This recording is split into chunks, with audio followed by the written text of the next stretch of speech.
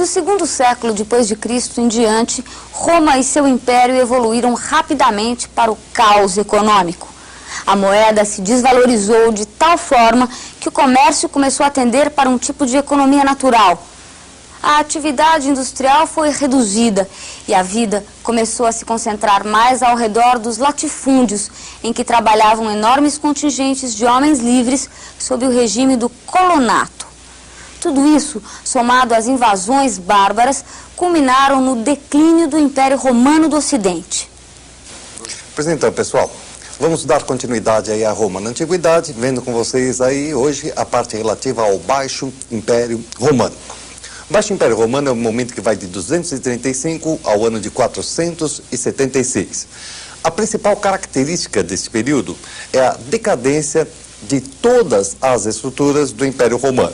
Todas essas estruturas começaram a ser abaladas por um conjunto de situações, gerando uma enorme crise geral essa que ficou conhecida pelo nome de crise do século III.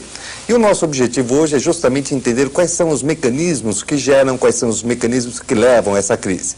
É fundamental você lembrar, antes de mais nada, que não existe um elemento determinante dessa crise ou um elemento que provoque essa crise.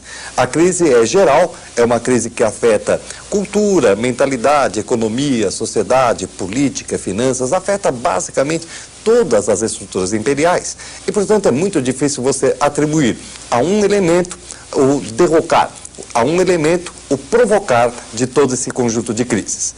Isto posto, nós então vamos começar a recordar com vocês como é que estava o Império Romano antes que essa crise se iniciasse, antes que essa crise tivesse seu começo.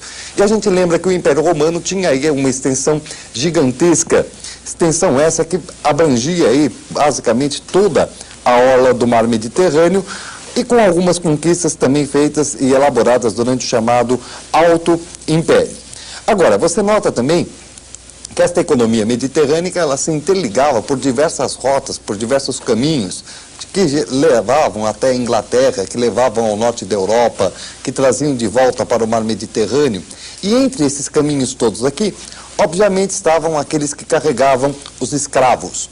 Escravos que, como já dissemos anteriormente, vieram a ser a razão da grandeza e a razão da decadência. A razão da grandeza a gente já tinha conseguido mostrar por quê.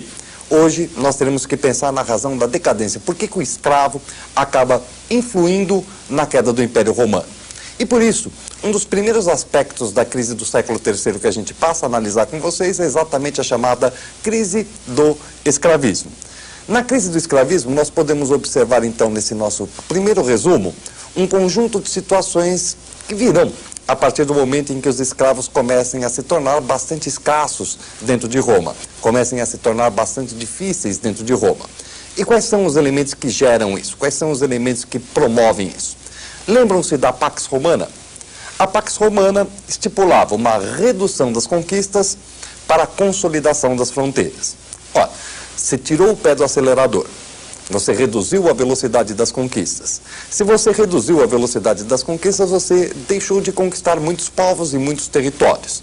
Portanto, você forneceu uma quantidade menor de escravos para dentro do império. Se você ofereceu uma menor quantidade de escravos dentro do império, obviamente a tendência do preço do escravo é se elevar. E aí é que as coisas começam. A gente se faz então uma pergunta. Como é que vivia o escravo? E quanto tempo de vida útil esse escravo possuía dentro do império? Bom, o escravo levava uma vida de cão, como você pode imaginar. E a vida útil de um escravo ficava entre os 8 e os 12 anos, no máximo. Feito isso, você tinha que pegar então o seu carrinho, ir até o supermercado, comprar um novo conjunto de escravos. Só que você estava habituado a ir ao supermercado, chegava lá na prateleira, encontrava aquele monte de escravos, o escravo escolheu um novo lá, o escravo do ano, o escravo último modelo, colocou o escravo dentro do seu carrinho. Quando você estava na fila do caixa, chegou aquele rapazinho lá com o revolvinho e começou a remarcar. E você percebeu que você não tinha condições de levar a quantidade de escravos que você precisava. Resultado, você trouxe metade do que você precisava, não conseguiu um número de escravos suficientes. E qual é a primeira atitude que você tem que tomar? Óbvio, você tem que fazer aqueles escravos que restaram durarem um pouquinho mais. Então agora você começa a tratar o escravo um pouquinho melhor. Você deixa ele tomar um banho por ano, Você a cada 5 anos dá uma roupa nova para o infeliz, tá? Quer dizer, então você começa a dar um tratamentozinho melhor para que o cara sobreviva mais. Mas é óbvio, veja que você está gastando mais dinheiro para produzir uma quantidade menor de produtos. Resultado, aonde é que você vai descontar isso? Claro, na hora em que você vende a tua produção. Quem é que costuma comprar a tua produção? O romano. Lembra aquela história da política de importações? Pois é, a Itália tinha que comprar. E a Itália estava acostumada a chegar lá na sua província e comprar o seu saquinho de trigo pelo preço de 10 mil cruzeiros. Ótimo, quanto é que você estaria cobrando agora? Pensa nesse preço assim, é isso mesmo. É só você mudar o ponto, em vez de ficar colocando um número novo. Em vez de ser 10 mil, passa para 100 mil. Você muda a vírgulazinha lá, maravilha, joia. Só que o romano estava habituado a comprar por 10, chegou lá, estava 100 mil. Ele pode levar a mesma quantidade que ele está habituado? Não. Mas aí vem aquela pergunta dramática. Ele pode deixar de comprar a mesma quantidade que ele está habituado? A resposta a esta pergunta é também não. E por que não? Quando você está em casa, seu pai vira para você, olha filho, lembra daquele bife semestral que a gente comia, tal, etc. Ele fala que vai ter que ser anual. Você pode ficar muito bravo, mas você não vai sair mordendo seu pai por causa disso. E por que você não pode apertar o cinto em Roma antiga? Não vem com aquela explicação de que em Roma não se usava cinto, pelo amor de Deus. Qual é a razão pela qual o romano não pode reduzir a compra de trigo?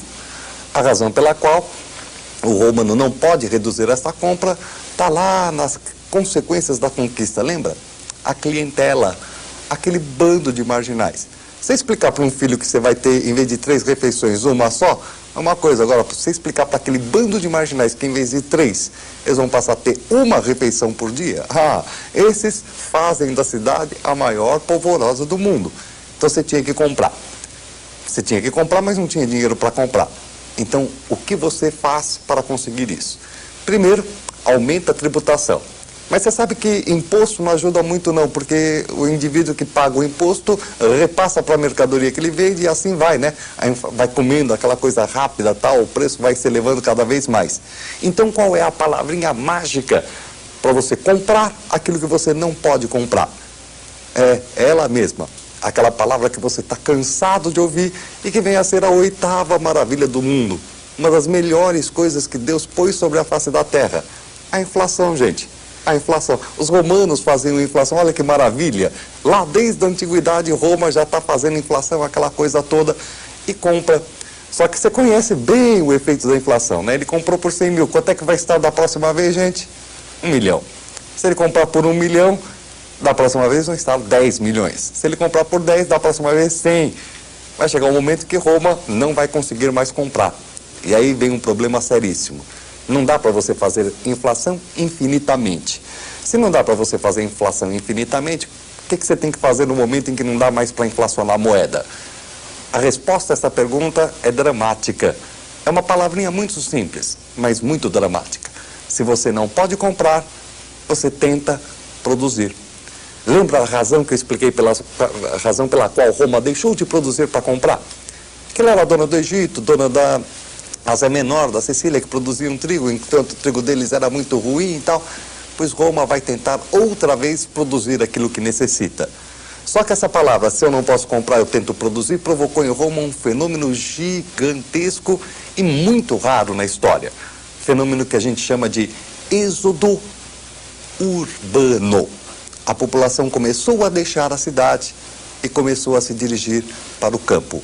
Nós estamos assistindo a uma ruralização econômico-social. A população, portanto, está deixando as cidades e está se dirigindo agora para suas grandes propriedades no campo. Vamos dar uma olhadinha no primeiro resumo para não perdermos o pé, porque esta é uma crise bastante complexa.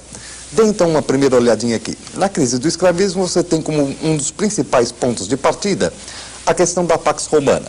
Reduz-se o volume de guerras, portanto, se reduz o volume de escravos que entra em Roma. Ora, reduzindo o número de escravos, o preço do escravo tende a aumentar.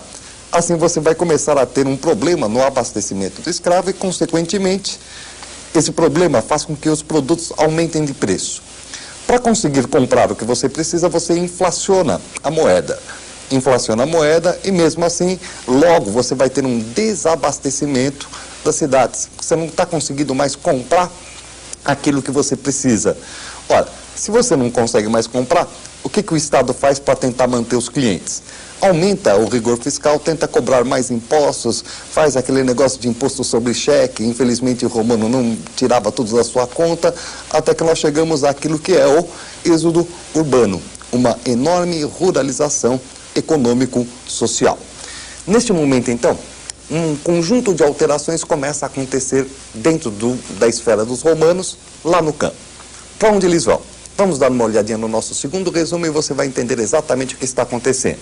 Eles vão para suas grandes propriedades, as grandes propriedades que são conhecidas aí pelo nome de vilae, ou simplesmente as vilas. Vilas que vêm a ser as grandes propriedades rurais, aonde vai se estabelecer a nova forma de produção. E a mão de obra, será que começou a ter mais escravo agora? Não. A mão de obra passou a ser através daquele sistema que nós conhecemos pelo nome de colonato. Reparem no seguinte, o que aconteceu? Por que o homem foi para o campo? Porque ele não estava mais conseguindo comer, porque ele não estava mais conseguindo comprar tudo isso, tá? Ele foi para o campo, se estabeleceu na vila. Mas na vila ele percebeu que ele não tinha a mesma segurança que ele tinha na cidade. Então ele começou a contratar uma série de guardas particulares para tomarem conta da sua propriedade. Como não tinha mais escravo, o que aconteceu com aquela clientela lá no centro urbano? Será que eles fizeram uma polvorosa lá porque o cara não estava mais sustentando?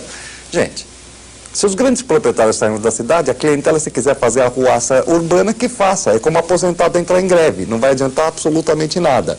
Resultado, então os clientes saem da cidade e vão buscar emprego no campo. Como eles não podem ser escravizados, eles entram num regime conhecido pelo nome de colonato. Como é que funciona? O cliente arrenda um pedaço de terra e paga por esse arrendamento como? Em dinheiro? Não. Como a inflação tinha desvalorizado a moeda, ele paga em produtos. Ele entrega uma parte do que ele produz no seu arrendamento ao dono da propriedade. E mais do que isso, ele trabalha alguns dias por ano também na grande propriedade. Você está percebendo que lentamente, com essa ruralização e o crescimento do colonato, alguns elementos que já são bastante parecidos com aquilo que a gente vai encontrar na Idade Média começam a aparecer.